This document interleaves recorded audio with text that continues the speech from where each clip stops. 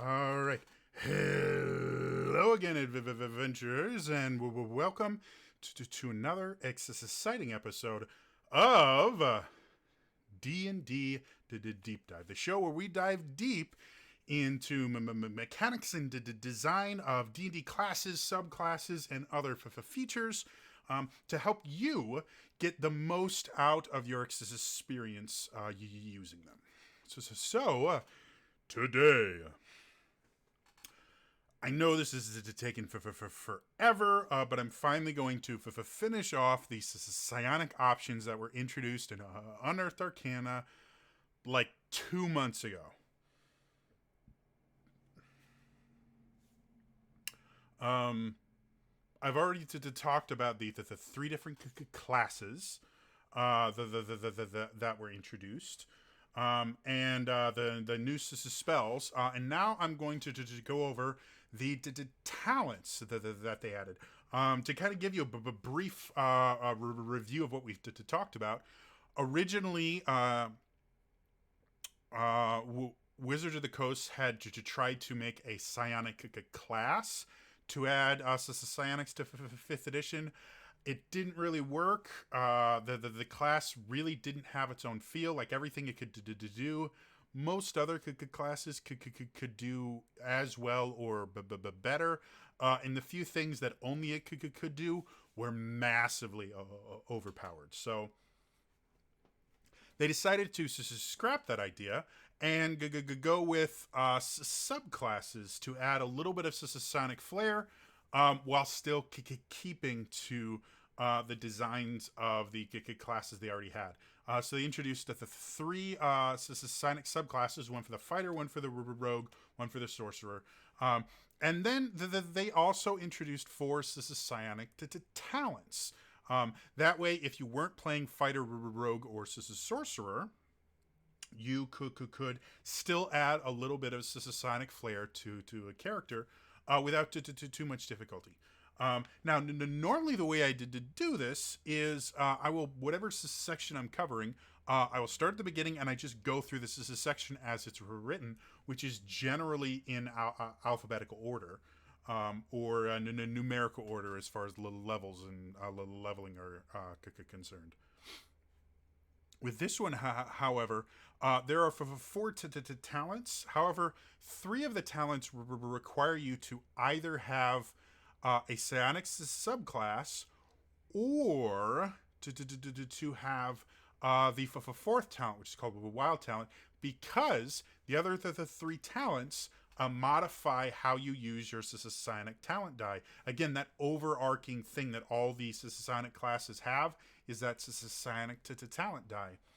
And if you don't have it, you can't use the features of those feats. So wild talent, technically the last feat listed because it starts with the W, is actually the feat we're going to talk to first, because that's the one that gives every other character a psionic talent die. So, the way it works is the way a lot of feats work in 5th edition is, which is you start by you can increase one ability score of your choice, but by one to a maximum of 20 to represent your body awakening to psionic potential. And that's actually an important thing because the ability score you increase is actually going to be affected by the abilities you get in this feat. So to choose wisely. So, you get your psionic talent die. It works exactly like the subclass. It starts at a D6, gets bigger as you level up. D8 at 5th level, D10 11th, and D12 at 17th. You can replenish it once as a bonus action. When you roll maximum on the die, it decreases one die size. When you roll minimum, it increases one die size. Pretty simple. So the two abilities you get with wild talent are psi boosted ability is the first one, which is when you make an ability check with the ability increased by this feat. So again, the ability score you choose is important. You can roll your psionic talent die and add the number rolled to the check. You can choose to do so before or after rolling the d20, but before you know whether the check succeeds or not. This can be a pretty big thing, even at low levels with just a d6.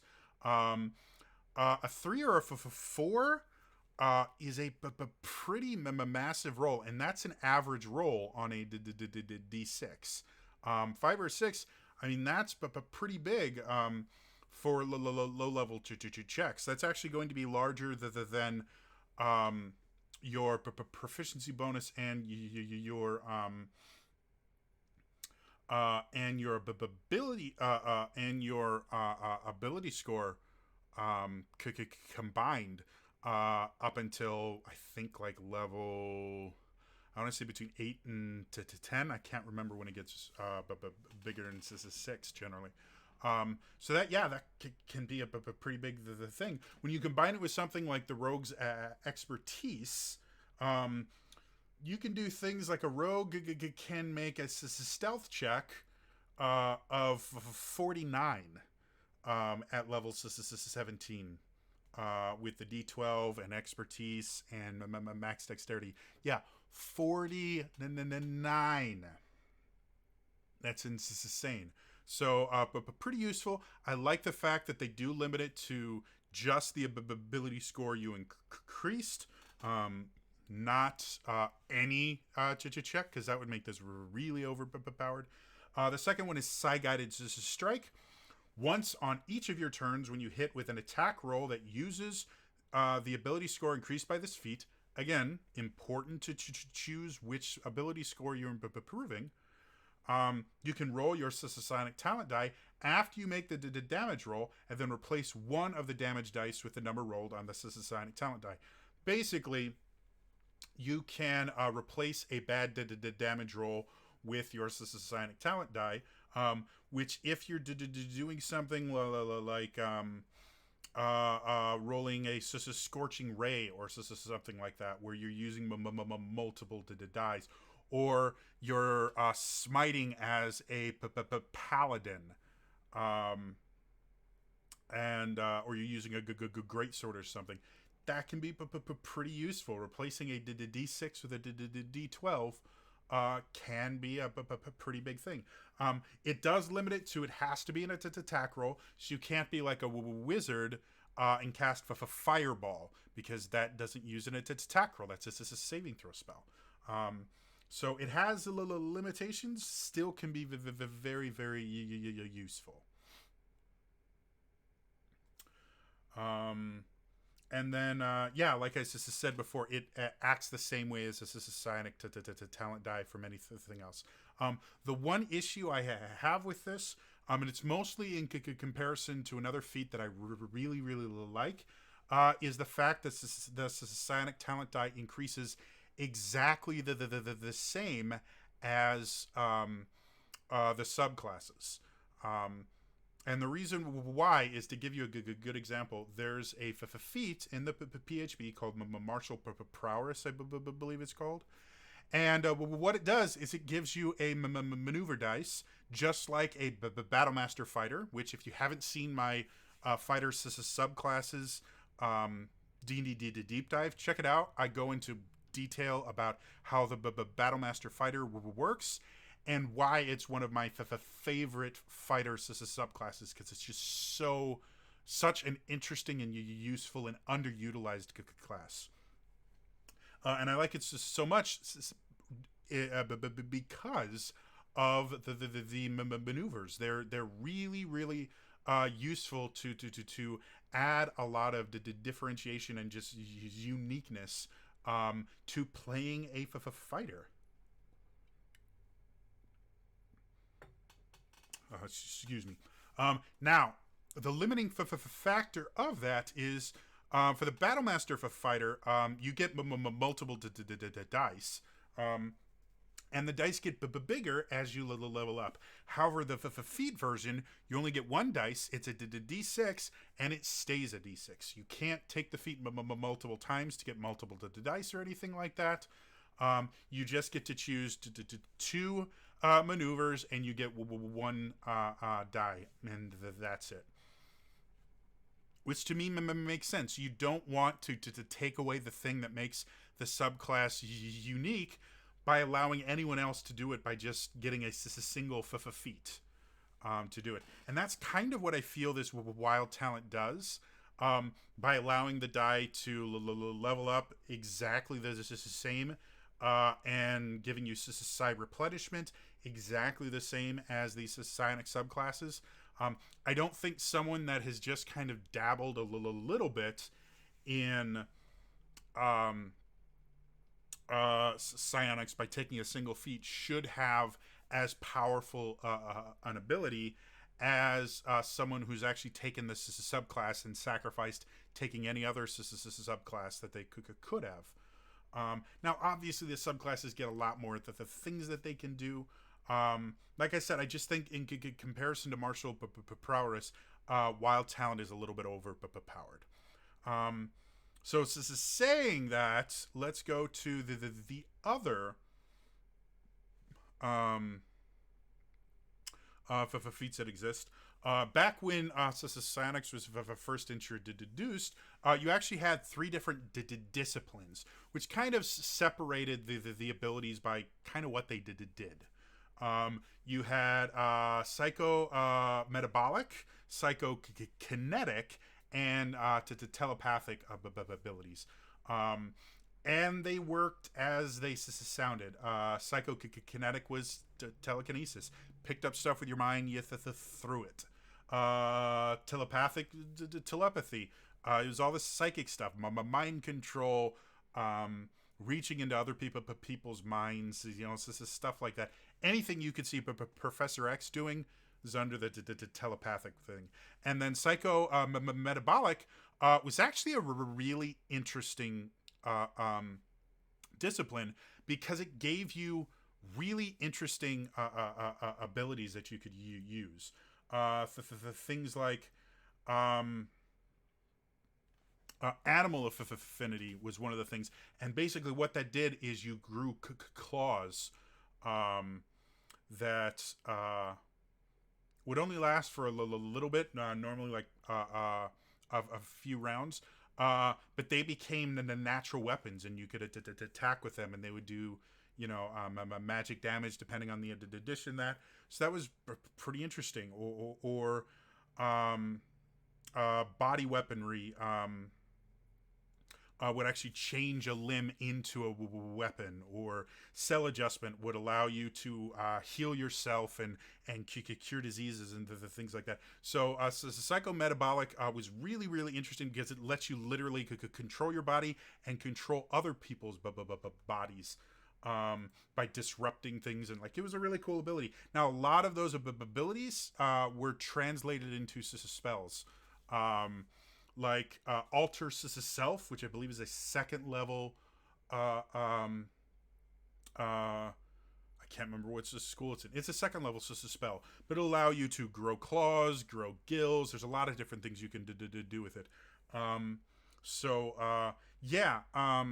That being said, let's actually look. The reason I mentioned that is the other the three talents. You have one for each discipline. So you have metabolic control.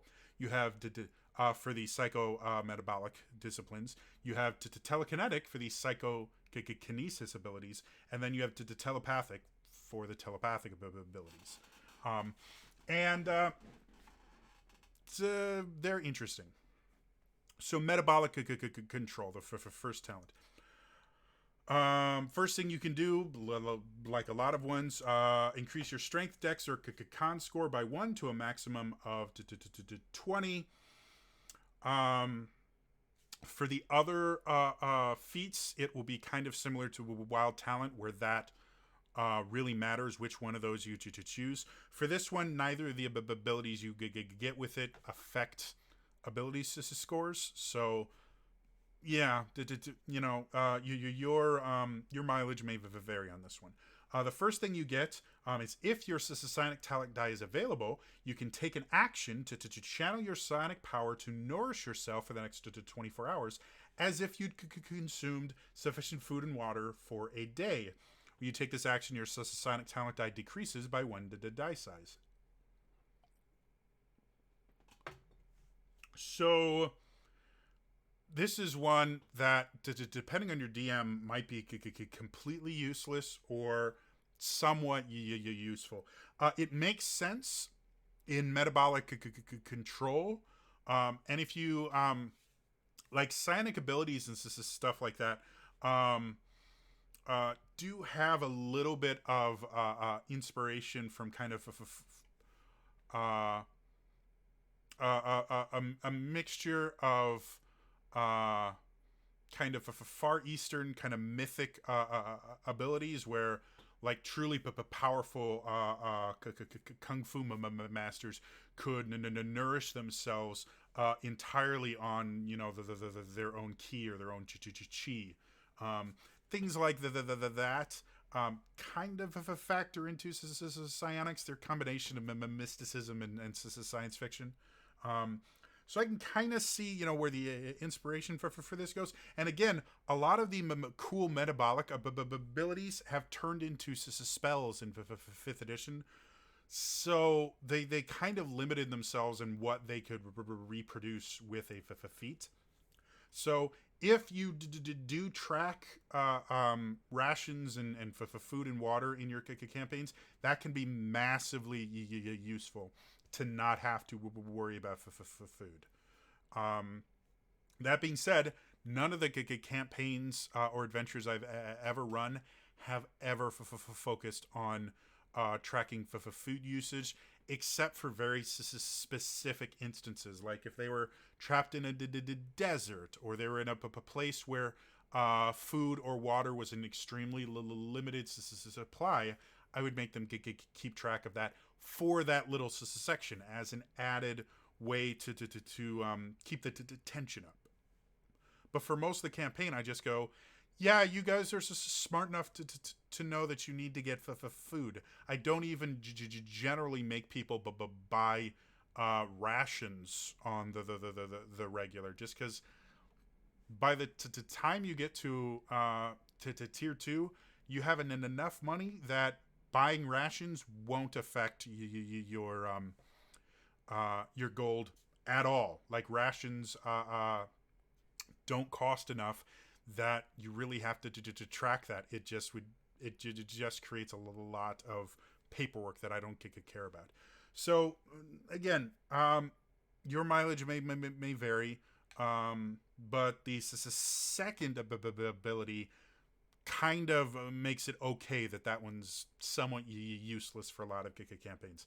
The second ability is if your psionic talent die is available, again, you can meditate for 1 minute, at the end of which you gain the benefit of finishing a short rest, and your psionic talent die decreases by 1 die size. You can't meditate in this way until you finish until you finish a little long rest. That's a massive thing. Specifically for monks and warlocks, they rely on their short rests really heavily. Monks get their key points back. Warlocks get their spell slots back. The limiting factor of a short rest is it takes an hour. And if you're in pursuit of someone, or you're running away from someone, or you're just in a high tension situation, sitting down for an hour isn't always an option. Sitting down for a minute, generally it is. So yeah, that could be incredibly useful, especially at higher levels, where like monks are, they basically have the same number of key points as they do levels in monk. So a 15th level monk has 15 key points. They can burn through in a single fight if they have to. Take a minute after the fight is over, and then be fully ready for another really tough fight. Now, because it requires wild talent, it requires you to already have a psionic talent die. That means since monks don't have a psionic subclass as of now, they have to be a minimum of level 8, or be a human that took wild talent at level 1 in order to get this ability. The same being true with warlocks. So that's a little bit limiting, but not much, especially if you go human. By level 4, you could have a psionic talent die and a free short rest. So for that alone, it's a really interesting feat. Again, a lot of chances to be abused really, really bad. But I'd have to see it played to see if my theory crafting of how it might be abused can translate into actual abuse, or if I'm just um, getting a little bit spooked because it gives you a short rest. But overall, that's really cool.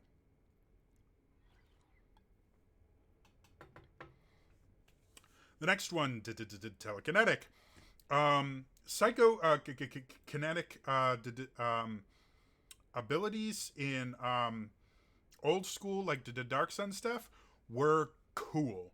You could do things like project force, where it was force push. One of my favorite ones was disintegrate, which is a spell now. That used to be a psychokinetic thing. Detonate was another one that was really cool. You could just make things blow up. Um, uh, Another one that was really cool. It was called ballistic attack, which is basically you'd pick up a couple rocks or something and you'd use your psychic ability to whip them up and throw them like bullets. And so you just sit there, blah. Very much Gambit-esque, but instead of it exploding, you just could use rocks to kill people. It was super cool, and I liked it. So I really enjoyed telekinetic disciplines and earlier ones. For this one, again, it starts off like the other ones. Increase your intelligence, wisdom, or charisma score by 1 to a maximum of 20. Interesting enough, those are all casting abilities. So telekinetic does kind of fit a little bit more into casting classes as opposed to melee kind of classes. The two abilities you get, you learn them a mage hand cantrip. You can cast it without verbal or somatic components, and you can make this spectral hand invisible. And if you already know the spell, its range increases by 30 feet. Its spellcasting ability is the ability increased by this feat. So again, choose the ability wisely.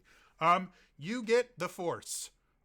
Is that I've always used mage hand in my magic characters.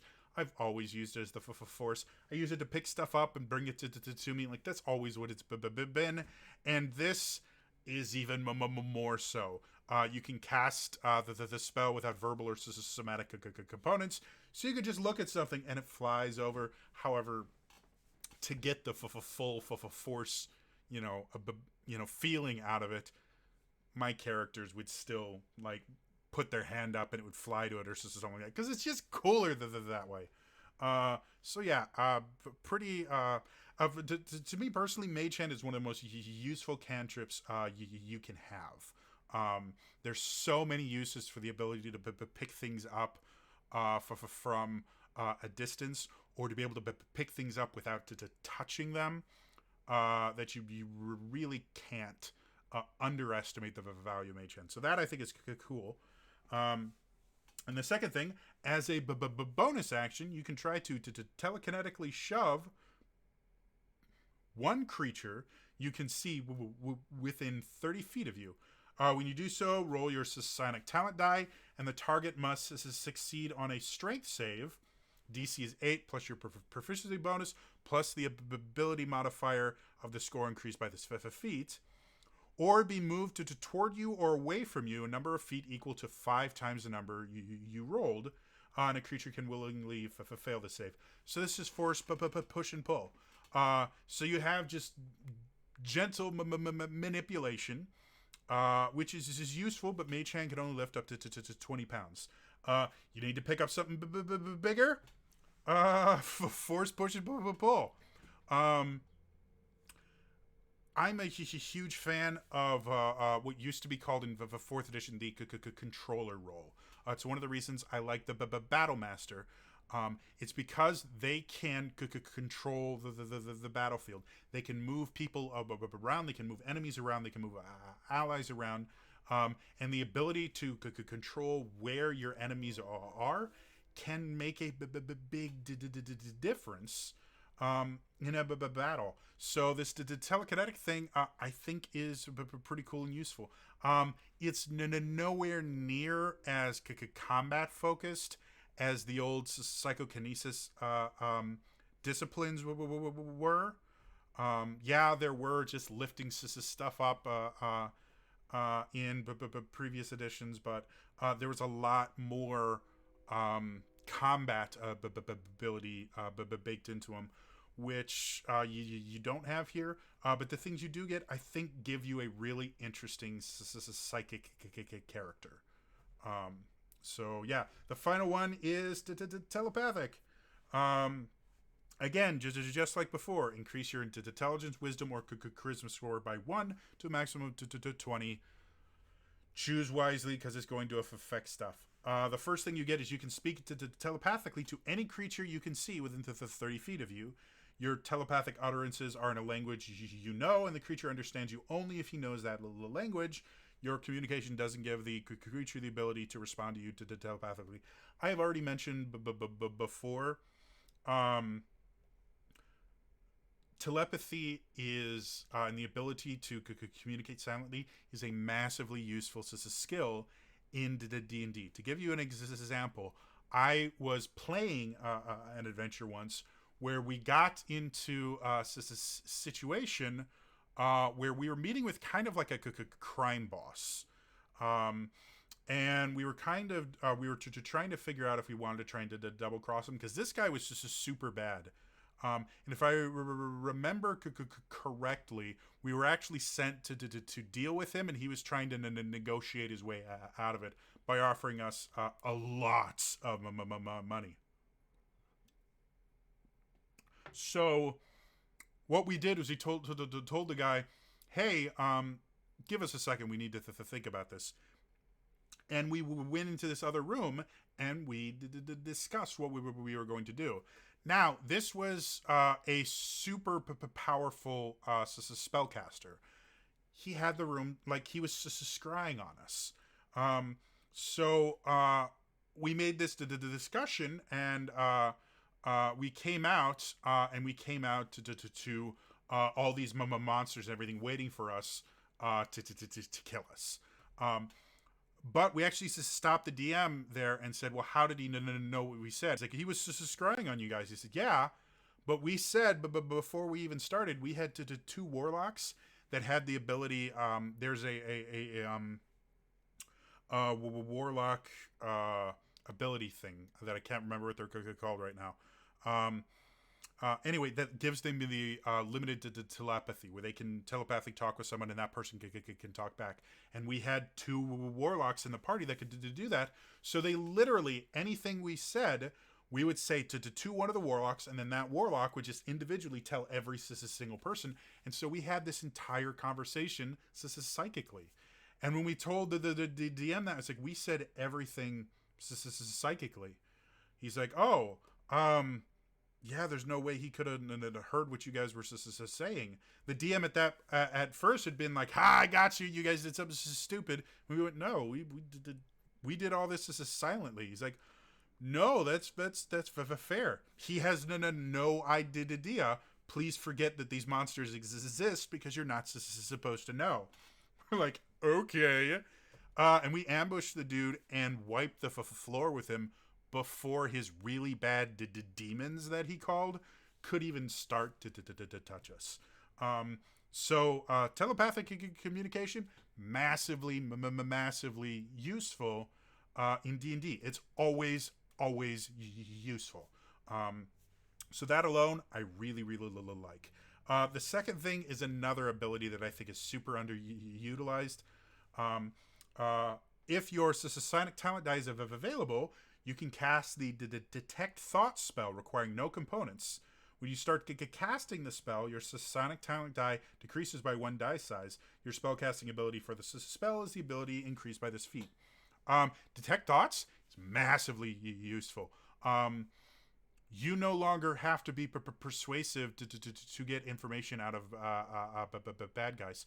To the point where there are a lot of situations where if you could capture a soldier, there isn't a roll high enough that can make them betray their master for one reason or another. Could be they could be super loyal. They could be brainwashed. They could be a lot more afraid of their master than they are of you. Detect Thoughts removes that completely. You can basically read surface level thoughts with no check. So if you're questioning the guy and he's not answering, you can cast the Detect Thoughts, and whatever's on the top of his head, you will just know without having to roll anything. So having someone else ask questions while you just focus on whatever pops up to the surface, you can get most of your information without rolling anything. And if they are really smart, or simply aren't giving you the info you want, Detect Thoughts can allow you to go deeper and rip information out. You can fail because there's rolls involved in stuff like that, but it's a super useful.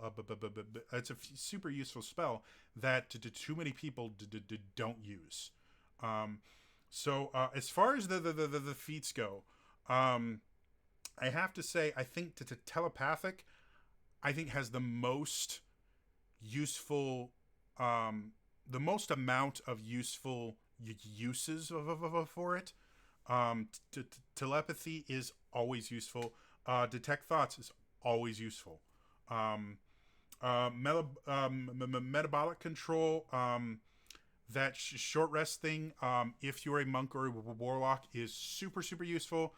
For everyone else, you can heal yourself in a minute using your hit dice. That's really all a short rest is going to do for most people. So in very specific instance, metabolic control is massively useful. Other than those specific uses, it really isn't. And then telekinetic is kind of the in the middle thing, where Mage Hand is always useful, and to be able to push and pull someone is always useful. Really is. However, not quite as useful as telepathy and Detect Thoughts in my book. So yeah, that is the finale of the psionic stuff. I don't know if I'm going to cover the Unearthed Arcana from last month, mostly because I read through it. Nothing really jumped out as, wow, that looks really cool. It wasn't bad. I just wasn't thrilled with it. So yeah, I don't know what my next D&D deep dive is going to be. If you have stuff that you'd like to see me go into, including like custom classes and stuff like that, you find them on the DM's Guild or on D&D Beyond. Put something in the comments below. If I can look them up, I will. If they're behind a paywall, probably not going to do it because I have extremely limited funds. But if it's interesting enough for me, I might look into it, even if it's behind a paywall. Make your pitch in the comments below. Otherwise, that's all for me today, and I will see you guys next time. All right, bye bye.